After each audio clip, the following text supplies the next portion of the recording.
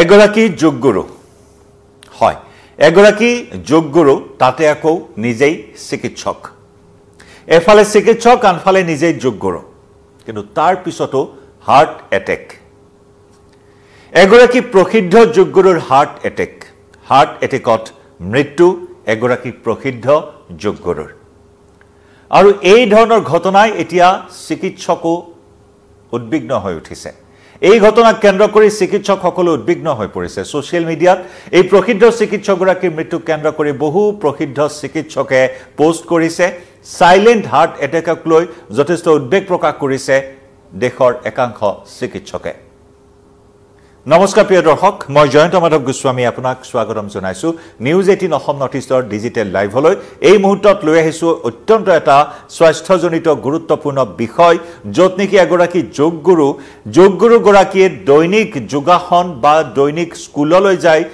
স্কুললৈ যায় যথেষ্ট সংখ্যক ছাত্ৰ-ছাত্ৰীক যোগাসনৰ শিক্ষা প্ৰদান কৰে কিন্তু তেনেস্থলত এগৰাকী যোগগুৰুৰ হাৰ্ট এটেক বা সাইলেন্ট হাৰ্ট এটেকত আক্ৰান্ত হৈ মৃত্যুমুখত পৰা বিষয়টোৱে কিন্তু স্বাস্থ্য সচেতন প্ৰত্যেকগৰাকী ব্যক্তিকে এই মুহূৰ্তত চিন্তিত কৰি তুলিছে আৰু সেইবাবে এই বিষয়টো লৈ আহিছো আপোনালোকৰ সন্মুখলৈ সাইলেন্ট হাৰ্ট এটেক কোভিড পৰিস্থিতিৰ পিছত এই শব্দটো প্ৰায় শুনিবলৈ পোৱা হৈছে মেডিকেল সায়েন্সত এই সাইলেন্ট হাৰ্ট এটেকক লৈ যথেষ্টখিনি বৰ্তমান গৱেষণা তথা অধ্যয়ন চলি আছে বিশেষকৈ পোষ্ট কোভিডত যথেষ্ট সংখ্যক লোকৰ মৃত্যু হৈছে এই সাইলেন্ট হাৰ্ট এটেকত আক্ৰান্ত হয় এইবাৰ এগৰাকী যোগগুৰুৰ মৃত্যুৰ খবৰে আকৌ সংবাদ শিৰোনাম দখল কৰিছে আকৌ এই সাইলেন্ট হাৰ্ট এটেকৰ বিষয়টো চৰ্চালৈ আহিছে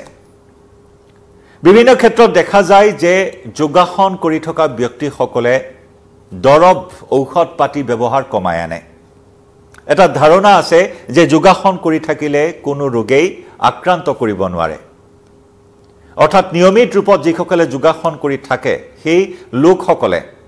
যদি তেওঁ কিবা জটিল ৰোগত আক্ৰান্ত হৈ তেওঁ চিকিৎসা গ্ৰহণ কৰি আছে বিভিন্ন সময় দেখিবলৈ পোৱা যায় তেনে যথেষ্ট ৰোগীয়ে ঔষধৰ মাত্ৰা কমাই আনে বা ঔষধ সম্পূৰ্ণৰূপে এৰি দিয়ে এই বিষয়টো কিমান যুক্তিসংগত এইগৰাকী যোগগুৰুৰ মৃত্যুৱে আকৌ সেই প্ৰসংগকে উত্থাপন কৰিছে আমি এই মুহূৰ্তত আপোনালোকক জনাও যে এগৰাকী প্ৰসিদ্ধ যোগগুৰু তেওঁ নিজেই এগৰাকী চিকিৎসক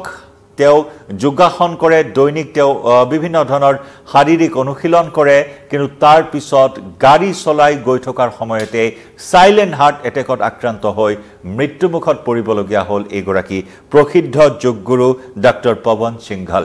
নাম হৈছে পৱন সিংঘল এইগৰাকী পৱন সিংঘল ডক্টৰ পৱন সিংঘলে অইন দিনৰ দৰে তেওঁৰ যিখন অনুষ্ঠান আছে যোগাসনৰ বা যোগ প্ৰশিক্ষণৰ যিখন অনুষ্ঠান আছে সেই অনুষ্ঠানখনলৈ গাড়ী চলাই গৈছিল যোগ প্ৰশিক্ষণৰ বাবে তেওঁৰ প্ৰশিক্ষাৰ্থীসকল অপেক্ষা কৰি আছিল অইন দিনৰ দৰে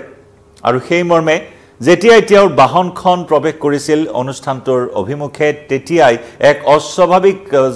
দেখিবলৈ পোৱা হৈছিল তেওঁ অস্বাভাৱিক গতিৰে বাহনখন চলাই অহা প্ৰত্যক্ষ কৰিছিল তেওঁৰ প্ৰশিক্ষাৰ্থীসকলে আৰু তাৰ পিছতে বাহনখন ৰখাই দিয়া হৈছিল প্ৰশিক্ষাৰ্থীসকলে অপেক্ষা কৰি আছিল যে বাহনৰ পৰা ওলাই আহিব যোগগুৰু ডক্টৰ পৱন সিংঘল কিন্তু সেয়া নহল তেওঁ ওলাই নাহিল আৰু তাৰ পিছত যোগাসনৰ বাবে অহা ছাত্ৰ-ছাত্ৰীসকলে বা প্ৰশিক্ষাৰ্থীসকলে যেতিয়াই গাড়ীখনৰ কাষলৈ আহিল নিজে চলাই যোৱা ডক্টৰ পৱন সিংঘলে চলাই যোৱা গাড়ীখনৰ কাষলৈ আহিল তেতিয়াই তেওঁক অচেতন অৱস্থাত উদ্ধাৰ কৰা হ'ল অচেতন অৱস্থাত আৱিষ্কাৰ কৰা হ'ল যোগগুৰু ডক্টৰ পৱন সিংঘলক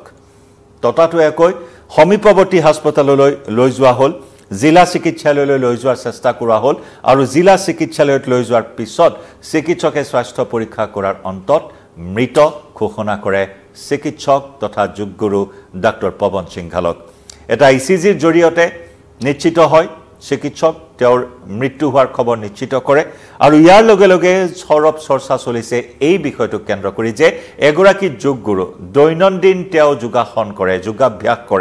যোগাভ্যাসৰ জৰিয়তে কোৱা হয় দীৰ্ঘায়ু লাভ কৰে মানুহে আৰোগ্য লাভ কৰে বিভিন্ন জটিল ৰোগৰ পৰা আৰোগ্য লাভ কৰে সেয়া সত্য সেয়া ইতিমধ্যেই প্ৰমাণিত হৈছে বিজ্ঞানসন্মতভাৱে সেয়া প্ৰমাণিত হৈছে বিভিন্ন সময়ত বিভিন্ন বিষয়ত এই বিষয়ক লৈ গৱেষণা চলি আছে কিন্তু তাৰ মাজতে এগৰাকী নিজে চিকিৎসক অত্যন্ত স্বাস্থ্য সচেতন এগৰাকী ব্যক্তি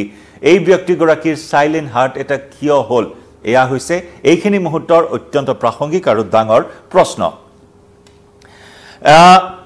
এই যোগগুৰুগৰাকীৰ ঘৰ হৈছে মধ্যপ্ৰদেশত আমি সেয়া আপোনালোকক জনাইছো মধ্যপ্ৰদেশৰ অশোকনগৰ জিলাৰ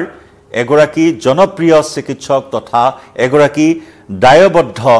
যোগগুৰু ডক্টৰ পৱন সিংঘাল আৰু এই পৱন সিংঘাল যি নেকি আমি জনাইছো দৈনিক যোগাসনৰ ক্লাছ কৰিবৰ বাবে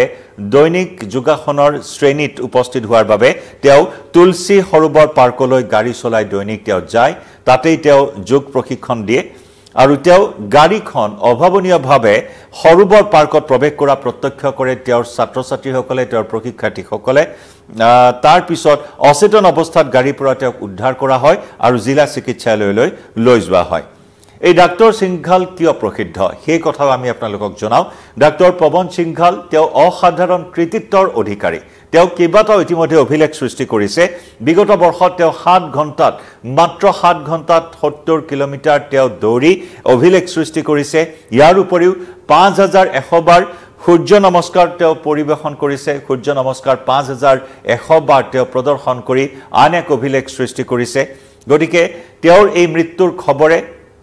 এক মৰ্মান্তিক খবৰে সকলোকে হতবাক কৰি তোলা পৰিলক্ষিত হৈছে পুৱা 4:45 তেওঁ সদায় বিছনাৰ পৰা উঠে আৰু 4:45 দৈনন্দিন তেওঁৰ যি অভ্যাস 4:45 বিছনা ত্যাগ কৰে আৰু তাৰ পিছত প্ৰায় 2 কিলোমিটাৰ তেওঁ দৌৰে 2 কিলোমিটাৰ খোজ কাঢ়ে প্ৰতিদিনে দৈনন্দিন এই অভ্যাস তাৰ পিছত তেওঁ যোগাসনৰ ক্লাছৰ বাবে ৰাওনা হয় সৰোবৰ পাৰ্কলৈ তুলসী সৰোবৰ পাৰ্কত আছে তেওঁৰ সেই অনুষ্ঠান য'ত তেওঁ যোগ শিক্ষা প্ৰদান কৰে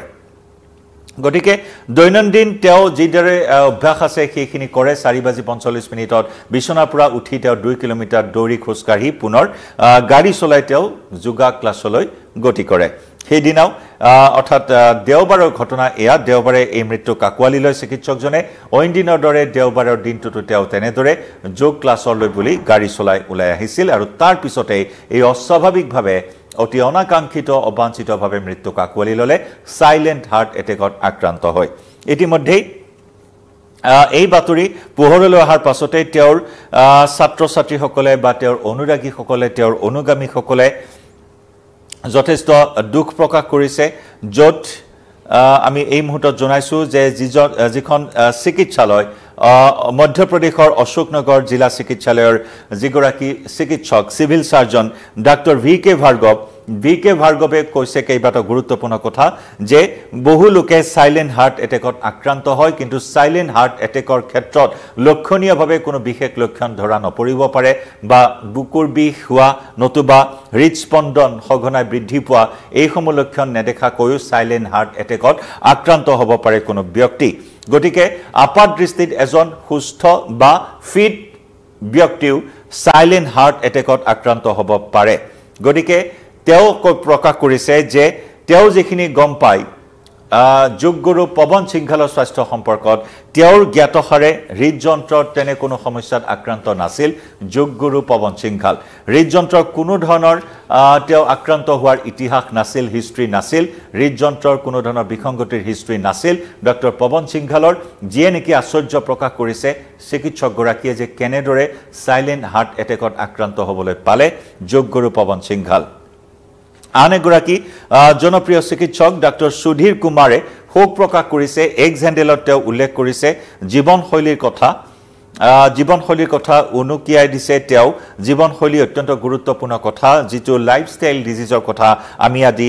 প্ৰায় শুনিবলৈ পাওঁ লাইফষ্টাইল ডিজিজত বহু লোক আক্ৰান্ত হৈছে আজিৰ সমাজত গতিকে সেই লাইফষ্টাইল ডিজিজৰ কথাতে উল্লেখ কৰিছে আৰু বিশেষকৈ তেওঁ কেইবাটাও গুৰুত্বপূৰ্ণ পইণ্ট উল্লেখ কৰি দিছে উনুকিয়াই দিছে তেওঁৰ পোষ্টত য'ত কৈছে যে এইগৰাকী চিকিৎসক তথা যোগগুৰু পৱন সিংঘালে দৈনিক মাত্ৰ 5 ঘণ্টাহে শুৱে 1 বজাত সাৰ পায় পুৱতি নিশা 1 বজাতে বা মাজনিশা 1 বজাতে সাৰ পায় আৰু দৈনিক মাত্ৰ 5 ঘণ্টাহে শুই থাকে আৰু এই 5 ঘণ্টা শুৱাৰ কাৰণে সাইলেন্ট হাৰ্ট এটেকত আক্ৰান্ত হোৱাৰ পৰিসংখ্যা দিনক দিনে দেশত বৃদ্ধি পোৱাৰ কথাও প্ৰকাশ কৰিছে চিকিৎসকগৰাকী আৰু তেওঁ লগতে কৈছে যে এগৰাকী সুস্থ বা সবল হিচাপে দৈনন্দিন 7 পৰা 9 ঘণ্টা শুৱাটো অত্যন্ত প্ৰয়োজন এগৰাকী সুস্থ ব্যক্তিৰ স্বাস্থ্য বৰ্তাই ৰখাৰ ক্ষেত্ৰত 7 পৰা 9 ঘণ্টা খোৱাটো অত্যন্ত প্ৰয়োজন আৰু যি নেকি এইগৰাকী যোগগুৰু তথা চিকিৎসক ডাক্তৰ পৱন সিংঘালে শুইছিল মাত্ৰ 5 ঘণ্টা সেই কথা তেওঁ উনুকিয়াই দিছে আৰু লগতে নিমখ আৰু চেনি তেওঁ পৰিহাৰ কৰিছিল চেনি পৰিহাৰ কৰিলে নিমখ পৰিহাৰ কৰাটো একেবাৰে পৰিহাৰ কৰাটো বিপজ্জনক হ'ব পাৰে কেতিয়াবা স্বাস্থ্যৰ কাৰণে কাৰণ নিমখ যি নেকি নিমখ কমকৈ খালে বা নিমখ খোৱা বাদ দিলে সোডিয়ামৰ মাত্ৰা কমি যায় আৰু সোডিয়ামৰ মাত্ৰা কমি গলে জটিল পৰিস্থিতিৰ সন্মুখীন হ'বলগীয়া হয় মানুহে বিভিন্ন ধৰণৰ জটিল ৰোগত আক্ৰান্ত হোৱাৰ সম্ভাৱনা আছে বুলি ইতিমধ্যে বিভিন্ন সময়ত চিকিৎসকসকলে কৈ আহিছে এইগৰাকী চিকিৎসক ডাক্তৰ সুধীৰ কুমাৰে শোক প্ৰকাশ কৰি তেওঁৰ এই দিশটো উনুকিয়াই দিছে লগতে তেওঁ কৈছে যে চিকিৎসাৰ বাবে ব্যৱহাৰ কৰা মেডিচিনৰ কথা তেওঁ উল্লেখ কৰিছে লগতে আন এগৰাকী চিকিৎসক নিউৰো এণ্ড স্পাইন সাৰ্জন ডাক্তৰ বিকাশ তেওঁ এটা পোষ্ট কৰিছে য'ত তেওঁ উল্লেখ কৰিছে আটাইতকৈ গুৰুত্বপূৰ্ণ দিশটো যে যোগাভ্যাস কৰা বহু লোকে এলোপেথিক মেডিচিনত বিশ্বাস নকৰে অত্যন্ত গুৰুত্বপূৰ্ণ দিশ তেওঁ উনুকিয়াই দিছে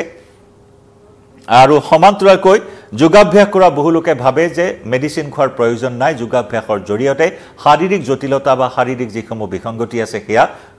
স্বাভাৱিক হ'ব সেয়া নৰ্মেল হৈ পৰিব আৰু যাৰ বাবে এলোপেথিক মেডিচিনত বিশ্বাস নকৰে আৰু এই মেডিচিন নাকচ কৰে সম্পূৰ্ণৰূপে সেৱন নকৰে বা বাদ দিয়ে গতিকে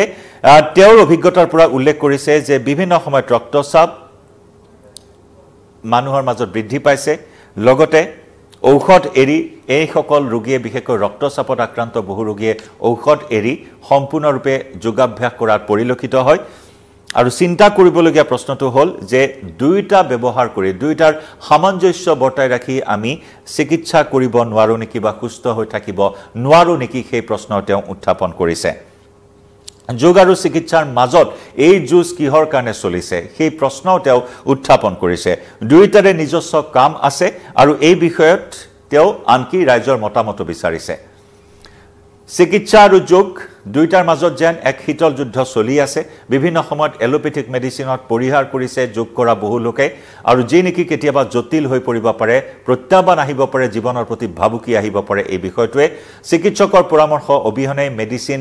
বাদ দি এলোপেথিক মেডিচিন বাদ দি যোগাভ্যাস কৰে বহুজনে এয়া অত্যন্ত বিপজ্জনক হ'ব পাৰে সেই কথা তেওঁ এই পোষ্টৰ জৰিয়তে ক'ব বিচাৰিছে আৰু এই ঘটনাই আধুনিক চিকিৎসা পদ্ধতিৰ সৈতে যোগৰ ভাৰসাম্য ৰক্ষাৰ গুৰুত্বৰ ওপৰতো গুৰুত্ব আৰোপ কৰাৰ বুলি তেওঁ পোষ্টত উল্লেখ কৰিছে অত্যন্ত গুৰুত্বপূৰ্ণ কথা তেওঁ জনাইছে যে যি যোগ গুৰু তথা চিকিৎসক ডাক্তৰ পৱন সিংঘালৰ এই মৃত্যুৰ ঘটনাই আসলতে আধুনিক চিকিৎসা পদ্ধতিৰ সৈতে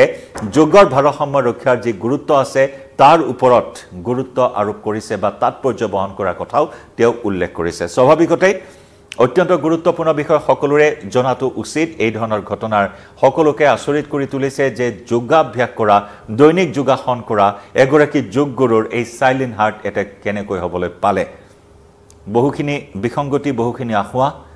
বিভিন্ন জনৰ মনত থাকিব পাৰে আৰু এই দিশসমূহে বৰ্তমান এইগৰাকী যোগ গুৰুৰ মৃত্যুৱে পোহৰলৈ আনিছে বা এই সমূহ দিশ উনুকুৱাই দিব বিচাৰিছে একাংশ চিকিৎসকে সোশ্যাল মিডিয়াটো প্ৰিয় দৰ্শক এই বিষয়টোত কি ভাবে জনাওক আপোনাৰ মতামত লাইভৰ পৰা এই মুহূৰ্তত বিদায় লৈছো